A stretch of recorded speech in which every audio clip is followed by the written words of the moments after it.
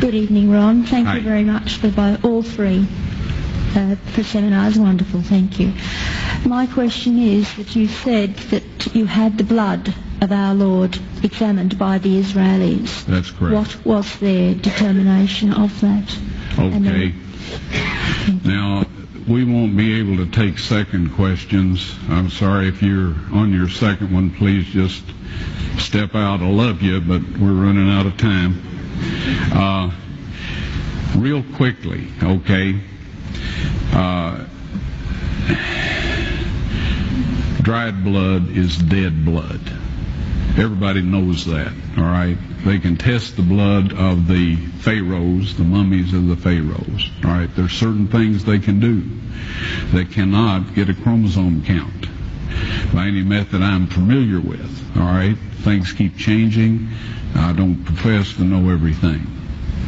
However, there's no way I know that you can get a chromosome count out of dead blood. You can get a DNA and some other things, but not a chromosome count, all right? That's done by living white blood cells.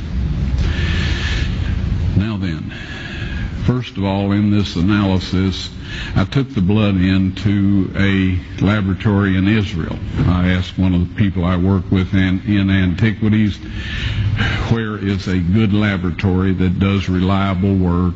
And they said, such and such, such and such. I took it. I just said, please examine this blood and tell me what you can tell me about it.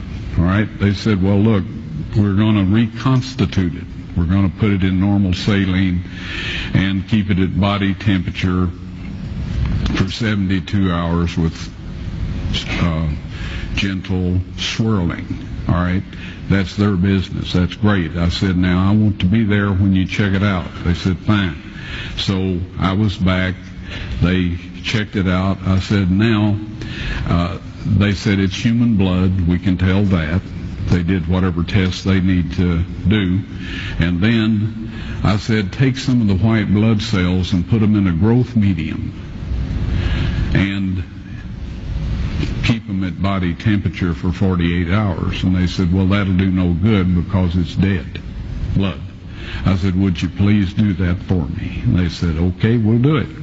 So anyway, I said, I want to be there when you take it out and examine it. So I was back there. They took it out, examined it under a microscope, and the one technician called the other one over there, and then they called the boss over there, and they were talking Hebrew a mile a minute there for a little bit, and they looked at me and they said, Mr. Wyatt, this human blood only has 24 chromosomes in it. Everybody else has 46. You see, 23 from your mother, 23 from your father, 22 autosomes from your mother, 22 autosomes from your father. You get an X from your mother, you may get an X or a Y from your father, all right? This blood had 23 chromosomes from the mother's side, one Y chromosome only. You see, the child could not have developed if they hadn't had the autosomes from the mother.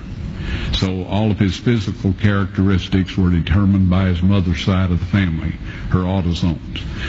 His maleness was determined by this one Y that came from the source, not a human male. Then they said, this blood is alive. And then they said, whose blood is this?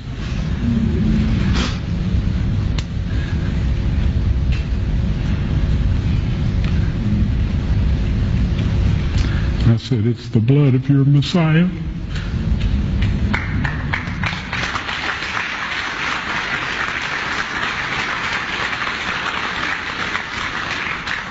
And I assure you, those men's lives have changed. You're welcome.